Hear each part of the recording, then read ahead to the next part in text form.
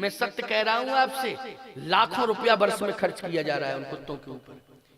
मैं ये नहीं कहता हूं कि बिल्ली और कुत्ते को रोटी नहीं देना चाहिए, लेकिन बिल्ली कुत्ते को रोटी मिलनी चाहिए, लेकिन चौके में नहीं मिलनी चाहिए। उसका स्थान है देहरी के बाहर। कहाँ मिलना चाहिए? देहरी के बाहर मिलना चाहिए। यदि सम्मान करना है तुम्हें तो गौ माता का करो, गौ माता को आंगन में बुला करके पूजा किया करो, गाय की आंगन में आरती उतारा करो यार, गाय का सम्मान किया करो। याद रखना, जो गौशाला होती है वो तीर्थ से भी ज्यादा महिमा मंडित होती है, समझ लेना इस बात। वो पशुशाला नहीं है, वो गौशाला है, वो मंदिर से भी ज्यादा महत्वपूर्ण है। वहां गौशाला में गाय की पूजा किया करो। एक बार पूजा करके तो देखो, हृदय से गाय को स्वीकार करके तो देखो। तुलसी और गाय की पूजा जिस घर में होगी, मैं दावे के साथ कहता हूं उस घर में राम भी पहुंचेंगे और हनुमान भी पहुंचेंगे, दोनों पहुंचेंगे। राम भी पहुंचेंगे और हनुमान भी पहुंचेंगे उस घर के अंदर। करके तो देखो। अगर गाय की समस्या है, घर में नहीं रख सकते हो, तो गौशाला में गाय को गोद ले लो। जो भी गौशाला हो उसमें अपने परिवार के नाम पर एक गाय को गोद ले लो, और जितना वर्ष भर में खर्चा आता है गौ पर उतना खर्च करिए आप गोद लेके। ये मेरी गाय है, इस गाय पर मेरा परिवार खर्च करेगा। बोलो, इसमें भी गौ सेवा हो जाएगी कि नहीं? समाधान है ये। क्या है ये? समाधान है। लेकिन करना तो चाहिए, जुड़ना तो चाहिए गौ से, गौ की सेवा करनी चाहिए। आज जहां विषाक्त वातावरण में गौ की सेवा हो रही हो, तुलसी की सेवा हो रही हो, जहां मेरा नाम लिया जा रहा हो, समझ लेना कि यही विभीषण है, यही पहचान है और इससे ज्यादा कोई पहचान नहीं। हनुमान जी ने कहा तो ठीक है प्रभु, मैं खोज करूंगा। हनुमान जी प्रणाम करके चले, और जैसे प्रणाम करके चले तो लंका में उन्होंने स्पष्ट लिखा है, मंदिर मंदिर प्रतिकर शोधा। मंदिर मंदिर गए, जहां जहां मंदिर थे वहीं गए हनुमान जी। अच्छा, मंदिर में क्यों गए? साधु कहां मिलेगा? कहां मिलेगा? होटल में कि अस्पताल में? साधु मिलेगा मंदिर में। क्यों भाई, मिलेगा मंदिर में कि नहीं मिलेगा? बीमार कम होता है साधु। क्यों? भोजन पर नियंत्रण होता है उसका, होता है कि नहीं? और ब्रह्म मुहूर्त में जागता है, भोजन पर नियंत्रण होता तो रोग ज्यादा हावी नहीं होता। और कोई जबरदस्ती रोग हावी होता भी है तो संत इतना संयमित जीवन जीता है कि उसको प्रभावहीन कर देता है। समझ गए हो कि उसको? भाई रोग तो है, वो तो अपना प्रभाव दिखाता है, आता भी है, लेकिन संत इतना संयमी होता है, इतना संयमी होता है कि उस रोग को चुनौती दे देता है। बोलो, देता है कि नहीं देता है? चुनौती, चुनौती देता है। रोग भागने लगता है। रोग तो आता है, ऐसी कोई बात नहीं कि नहीं आता, खूब आता है। पूरा प्रयास करता है कि साधु को तो रगड़, इसको छोड़ना नहीं चाहिए, है नहीं? लेकिन संत भी कहता है कि तुम मेरा कुछ नहीं बिगाड़ पाओगे, क्योंकि हमारे अंदर संयम है। सबसे पहले तो ब्रह्म मुहूर्त में जागने का नियम है, इसके बाद खान पान पर नियंत्रण है। अच्छा बोलो, दवा महत्वपूर्ण है कि परहेज महत्वपूर्ण है? जल्दी बोलो। परहेज महत्वपूर्ण है। तो परहेजी जीवन साधु का होता है, इसलिए रोग आता भी है, लेकिन रोग जो है निष्प्रभावी हो जाता है। हनुमान जी ने कहा कि आपकी आज्ञा है तो मैं जाता हूं। और जहां जहां मंदिर थे लंका में, हनुमान जी वहीं वहीं वहीं। बोलो, गए कि नहीं गए? मंदिर मंदिर। लोग कहते हैं कि महाराज लंका में इतने मंदिर कहां से आए? अरे जहां जहां मंदिर थे वहां वहां हनुमान जी गए। मंदिर मंदिर प्रतिकर शोधा,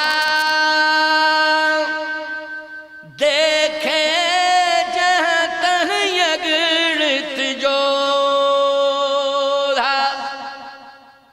देखा क्या कि उन मंदिरों में राक्षस सो रहे हैं, संत नहीं। मूर्तियां, बोले मूर्तियां तो हैं लेकिन रो रही हैं। मूर्तियां तो थी लेकिन रो रही थी। राक्षस बोले सो रहे थे। बड़े बड़े मंदिरों पर, जमीन जायदाद वालों पर राक्षसों ने कब्जा कर लिया है, याद रखना। वहां पूजा सेवा नहीं होती है, वहां की मूर्तियां रोती हैं। और कहने वाला कोई कहता है तो चुनौती बन जावे। बाहुबलियों की कितनी जमीन जायदादों को छीन रखा है बाहुबलियों ने, है? कोई कहने वाला है क्या? पुजारी से कहा पूजा कर, बक 1 घंटा सुबह आ गया, 1 घंटा शाम आ गया।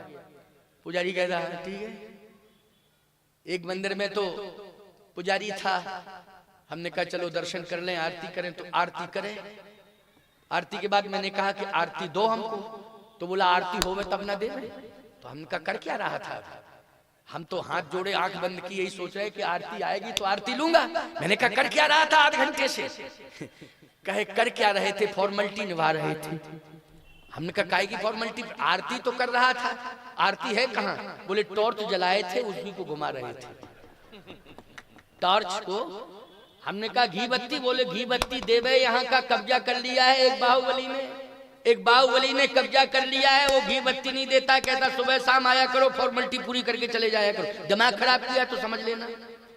तो क्या करें, अब ठाकुर जी से कहते टॉर्च में जब तक सैले हैं तब तक आरती ही करें, इसी कुछ मिल ही नहीं रहा है।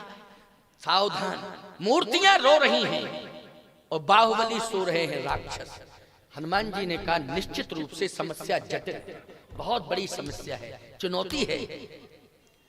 हनुमान जी ने कहा मूर्तियों को प्रणाम करते हुए कि अब चिंता करने की जरूरत नहीं है, समय अच्छा आ गया है। अब जितने बाहुबली हैं उन सब पर बुलडोजर चल जाएगा, एक नहीं बचेगा।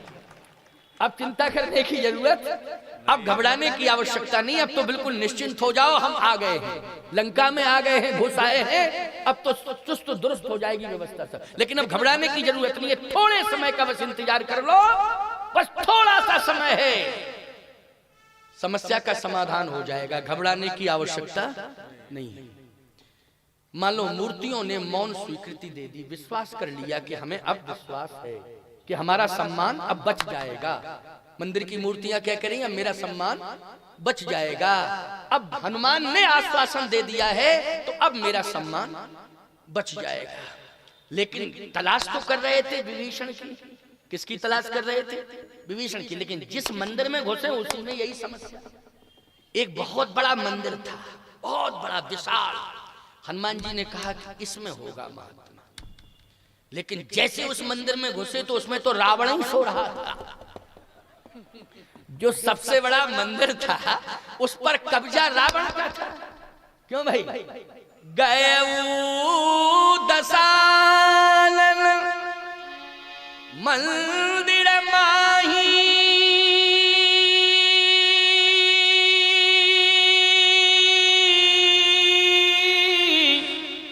अति विचित्र कही जात सुना।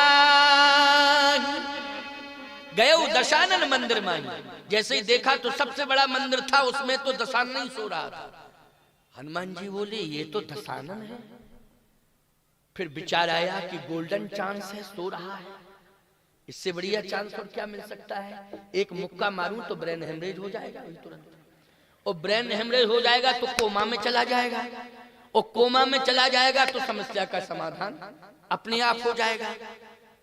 और जैसे ही थोड़ा सोचा ही था तब तक धर्म याद आ गया। क्या? सोए हुए व्यक्ति पर वार नहीं करना चाहिए, चाहे दुश्मन क्यों ना हो। क्योंकि धर्म को साथ में लेके गए थे ना।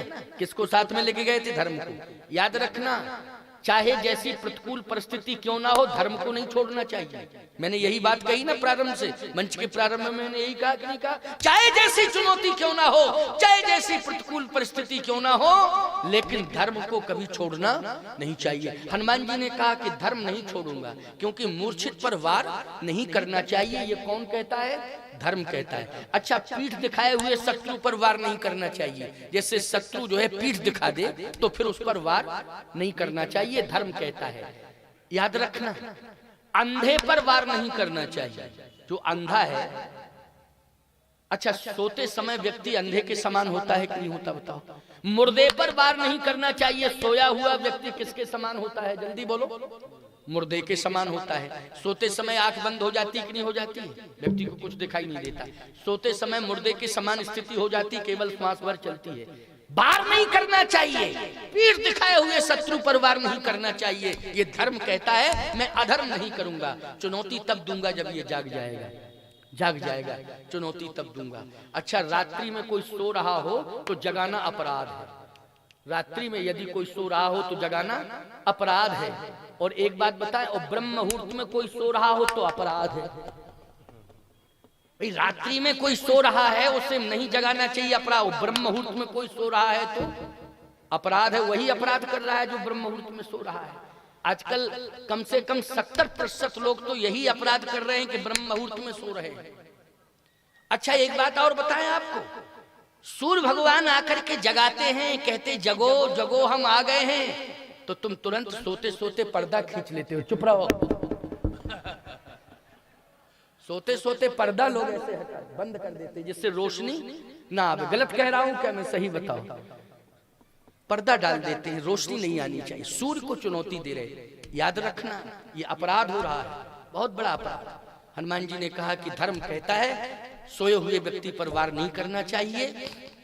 फिर देखा मंदोदरी सो रही है, परम सुंदरी नारी दलाना, सुंदरी नहीं परम सुंदरी। हनुमान जी ने कहा मेरी माँ के बारे में भी चर्चा है, सुंदरता का सुंदर करई छविग्रह दीप सखाजन बरई, लेकिन नहीं नहीं, मेरी माँ तो लंका में रो रही होगी, बैठी बैठी सो नहीं रही होगी। उसे नींद कहाँ आएगी? नींद आई नहीं सकती है, वो तो रो रही होगी बैठी बैठी। जब मूर्तियां रो रही हैं तो वो भी मूर्ति ही है, क्यों भाई, है कि नहीं? साक्षात आदि शक्ति है, निश्चित है कि वो रो रही होगी, सो नहीं रही होगी। ये तो राक्षसी है भाई, रावण की पत्नी है तो क्या कहोगे उसको? क्या कहोगे ईमानदारी से बताओ? रावण की पत्नी है तो उसको राक्षसी कहोगे कि नहीं कहोगे? हैं? जब त्रिजटा नाम राक्षसी है का, जब त्रिजटा को राक्षसी कह रहे तो मंदोदरी को क्या कहोगे? बोलो, हैं? मंदोदरी को क्या कहोगे? बंगाल की मुख्यमंत्री क्या कहोगे फिर? जरा समझने की कोशिश किया करो थोड़ा सा, है नहीं? अरे राक्षस की पत्नी है तो वो राक्षसी है। जब रामचरण रति निपुण विवेका, जब विभीषण जी की पुत्री को राक्षसी कहा गया, त्रिजटा नाम राक्षसी एका रामचरण रति निपुण विवेका, फिर भी राक्षसी कहा जा रहा है। जब रामचरण रति निपुण विवेका फिर भी राक्षसी कहा जा रहा है, तो शंका करने की कोई आवश्यकता नहीं है, चिंता मत करो, स्पष्टीकरण है पूरी तरह से। हनुमान जी ने कहा कि ये तो मंदोदरी है, सोए हुए व्यक्ति पर वार नहीं करना चाहिए, लेकिन बड़े मंदिर पर कब्जा किया है इसने, बहुत बड़े मंदिर पर कब्जा किया है, इसका कब्जा हटाना बहुत जरूरी है, बहुत जरूरी है। ये तो चीन से भी ज्यादा खतरनाक है, क्यों है कि नहीं? चीन से ज्यादा खतरनाक है। चीन ने कब्जा किया है मानसरोवर के ऊपर, बोलो किया है कि नहीं किया? तुम मानना पड़ेगा इस बात पर। कैलाश हमारा मानसरोवर प्रभावित हो गया कि नहीं हो गया? बोलो हो गया कि नहीं? लेकिन चिंता करने की जरूरत नहीं है, घबराना नहीं।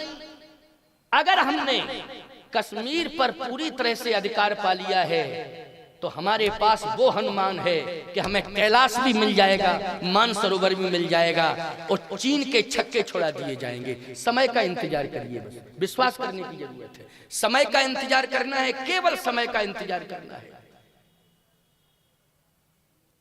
हमारे लिए एक हनुमान पर्याप्त है, बोलो है पर्याप्त कि नहीं? एक हनुमान जो है पर्याप्त है। और ये मानना पड़ेगा कि राम ने हमें हनुमान दिया है, बोलो दिया है कि नहीं दिया है? राम ने हमें क्या दिया है? हनुमान दिया है। ये विश्वास करना पड़ेगा तुम सबको, भक्त हो तुम सब, श्रद्धालु हो, भक्त हो, हनुमान मिला है। हनुमान हमें चीन दिलाएगा, हनुमान हमें कैलाश दिलाएगा, हनुमान हमें मानसरोवर दिलाएगा। बस इंतजार करने की जरूरत है। एक समय आएगा कि आप स्वतंत्र रूप से मानसरोवर में स्नान करेंगे प्यारे, ये समय आएगा, इंतजार कर लीजिए। मेरी बात इस मंच से मैं घोषणा कर रहा हूं, आपके जीते जी श्वास चलते चलते ही आपको ये देखने को मिल जाएगा दृश्य। बहुत ज्यादा समय नहीं लगेगा, आपके सामने वो दृश्य आ जाएगा कि एक महात्मा ने किसी समय कहा था रायबरेली के मानस संत सम्मेलन में, आपको स्मरण हो जाएगा। मेरी बात मैं हृदय से कह रहा हूं, इस बात मैं नहीं कह रहा हूं, मेरे हृदय में कामदनाथ बैठ करके मुझसे कहलवा रहे हैं, इसलिए मैं कह रहा हूं। मैं अपनी बुद्धि से एक बात भी नहीं कह रहा हूं, मैं कामता नाथ का प्रतिनिधि हूं, इसलिए वो जो कहलवा रहे हैं वही मैं कह रहा हूं। भारत महान है हमारा, भारत विशेषताओं से भरा हुआ है हमारा। भारत जैसा तो महान कोई देश नहीं हो सकता है प्यारे। मैं इसलिए पैदा हुआ हूं, इसलिए प्रशंसा कर रहा हूं? नहीं नहीं नहीं, मैं इसलिए प्रशंसा नहीं कर रहा हूं कि मैं इस देश में पैदा हुआ हूं, इस देश की जो वास्तविक विशेषता है उसका वर्णन में कर रहा हूं। भारत तुम सब महान हो, भारत में जन्म लिए हो। इस भारत की मिट्टी को सामान मिट्टी में समझा करो। जैसे सुबह जागा करो तो बंदे मातरम कह करके मिट्टी को माथे में लगा लिया करो। चंदन का काम करेगी ये मिट्टी कि हमारे मस्तक पर चंदन लग गया है। मलियागिर से भी ज्यादा महत्वपूर्ण भारत की मिट्टी है। माथे से लगाया करो प्यारे, बंदे मातरम कहा करो खुल के, समर्पित भाव से देश की सेवा करो। संकोच करने की आवश्यकता नहीं है, किसी भी प्रकार से संकोच करने की आवश्यकता नहीं है। समर्पित भाव से भारत के प्रति हमें समर्पित रहना है, क्योंकि तुम सब सजग प्रहरी हो भारत के। कौन हो बोलो? एक एक नागरिक सजग प्रहरी है भारत का। इसलिए हमारा भारत महान है कि हमें ऐसे सजग प्रहरी मिले हुए हैं। हनुमान जी ने कहा कि अब चिंता करने की जरूरत नहीं है, समस्याओं का समाधान होगा, डरने की जरूरत नहीं है। अब तो निश्चित रूप से लंका की हर समस्या का समाधान होगा, क्योंकि प्रतिकूलताएं जितनी हैं उन सबको सनई सनई सनई सनई दूर किया जाएगा। एक एक बात पर विचार किया हनुमान जी ने लंका में। मंदिर मंदिर प्रतिकर शोधा, प्रतिकर शोधा, ये शोधना है, ये शोध है। हनुमान जी की यात्रा क्या है? शोध है, ये शोध है। और हनुमान जी ने शोध किया, बोलो सफलता मिली कि नहीं मिली? शोध से ही सफलता मिली है। पूरी लंका का वातावरण परिवर्तित हुआ था कि नहीं हुआ था? ये शोध किसने की थी बोलो? हनुमान जी ने की। मंदिर मंदिर प्रतिकर शोधा, इसलिए शोधा शब्द लिखा है। अब आगे देखिए, बहुत अच्छी बात। विभीषण तो पता ही नहीं चल रहा है कहां रहता है, पता ही नहीं कहां रहता है विभीषण। थोड़ा सा आगे बढ़े, आहा, जैसे ही आगे बढ़े तो गोस्वामी जी कहते भवन के पुनि दीख सुहावा,